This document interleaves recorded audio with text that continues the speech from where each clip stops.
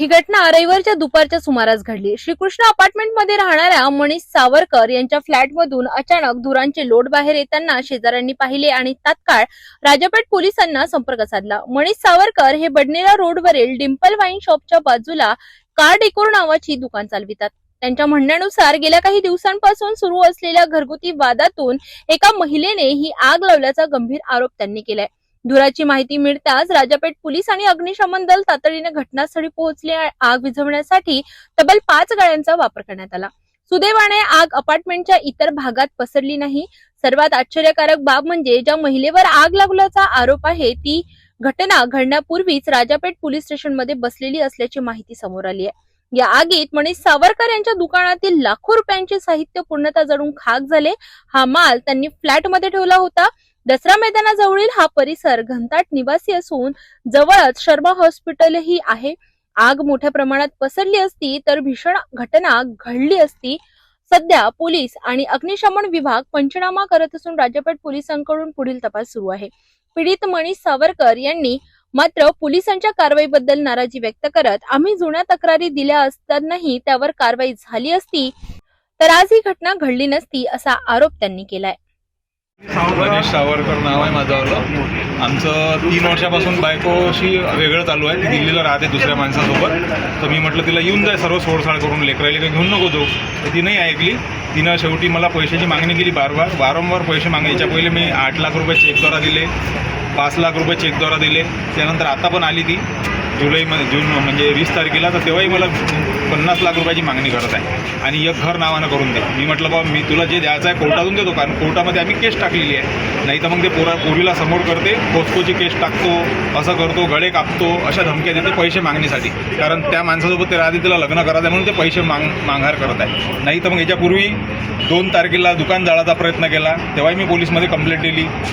पुन्हा 3 तारीखला गोडाऊन जाळायचा प्रयत्न केला, तेव्हाही मी कंप्लेंट केली।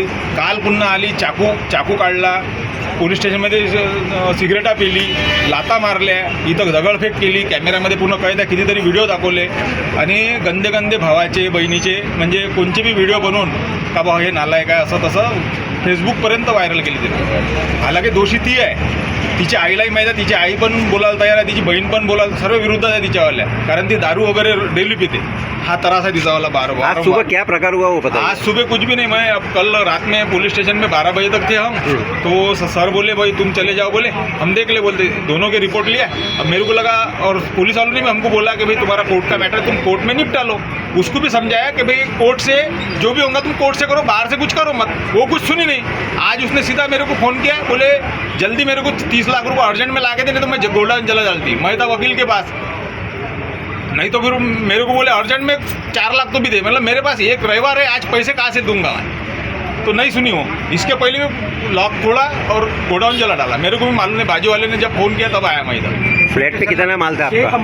50 से 60 लाख रुपए का माल। पुलिस वाले और 6 कंप्लेंट मैंने कर चुका हूँ, मेरे पास उसकी ओसी भी है, पर किसी ने एक्शन लिया ही नहीं। क्योंकि सीधा यही भाषा बोल रहे थे कि तुम मियाँ बीबी हो, हम कुछ नहीं कर सकते। ये कौन सा तरीका है? मैं उनको हाथ जोड़ के कम से कम एक आधी लेडीज अच्छी पकड़ के उनको डांटो तो सही। लेडीज एकदम इतनी आगे थोड़ी जाती रहती, मर्यादा में रहती ना। और ठीक है भाई, एक आधी अगर गिरी हुई औरत है तो उसको आप संभालने का आपका काम है ना। पुलिस स्टेशन बना काय के लिए? हमारी सुनने के लिए बनाया ना। कुछ तो सुनो, कुछ ना कुछ तो एक्शन लो। ये मैंने बहुत कोशिश किया, नहीं सुने। आखिर में आखिर उसने लड़की ने मेरे पे आरोप डाला और वो लड़की को नाम लेके, और एक दिल्ली लड़की आई है उसके साथ में, उसने भी कैमरे तोड़ने की कोशिश की है। और उसको बोला है अगर इसने कुछ मेरे ऊपर हाथ उठाया तो सीधा कपड़े फाड़ ले तू और मेरा नाम दे दे, तेरा नाम दे दे कि तेरे ऊपर बलात्कार किया करके। यह ऐसे आरोप लगाती हो जानबूझ के। पहले लड़की का डाला बोला मेरे ऊपर। अशी आहे की आमचं डिंपल वाईनच्या बाजून असल्या कारणास्तव यांची दोघं नवरा बायकोची 8-15 पासून नेहमी भांडणं चालू आहे।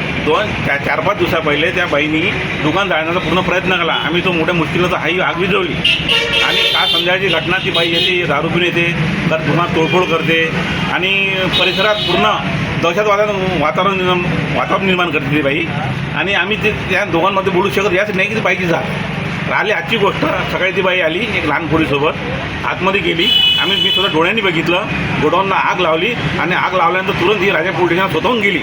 मी अशा कारणातून मला आग दिसल्यानंतर मी स्टेशनला गेलो, साहेब गोडाऊनवरती काहीतरी आग लागली बघा तुम्ही। ते बाई मला हजर दिसली। आग अशी भयानक रूप धारण केलं आगीने आणि मी साहेबांना स्वतः सांगितलं की आग लावली त्या बाईनी आणि या मुली।